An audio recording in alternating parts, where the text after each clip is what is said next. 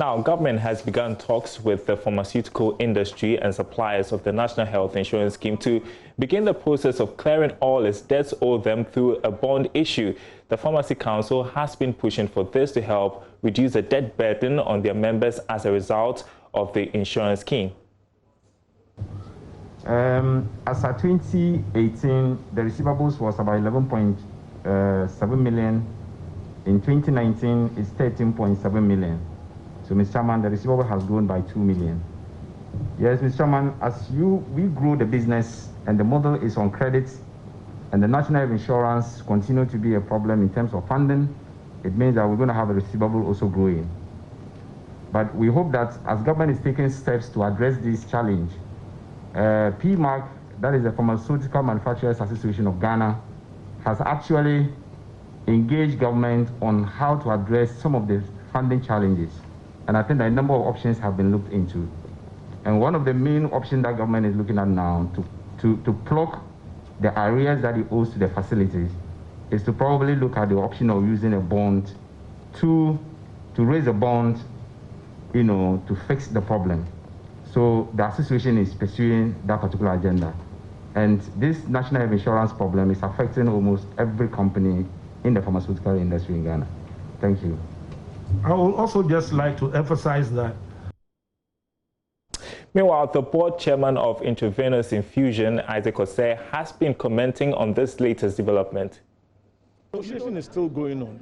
If you are given a bond, it means that you are giving government paper which enables you to either discount and collect cash now from a financial institution, or wait and then collect it at the end of the tenure of the bond.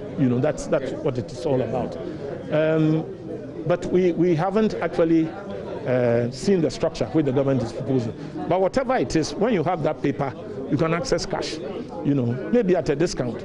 But the point is that we all know what the inflationary rate is now in the country. It's always better to get cash now than tomorrow. So if you have a financial instrument in the form of a bond, you can always trade it and get some cash to operate your business. And people know, that intravenous is the major industry in the Eastern Regional Capital Area. So anything negative which happens to intravenous will adversely affect the people there. Even we have 160, 170 permanent employees, and there are other casuals coming in. The transporters depend on us. We work with Ghana Post to move some of our products, and in that sense, supporting another government institution.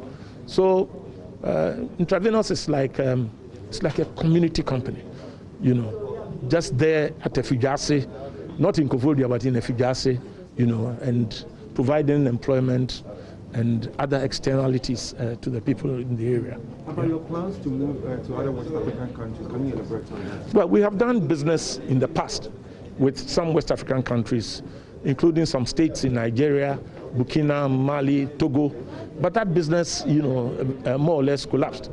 But now, we've seen that because we are enhancing capacity, our current capacity is more than sufficient to cater for Ghana. But we expand capacity because we are looking at the wider West African market. This is what I think government has been admonishing, all industries to do.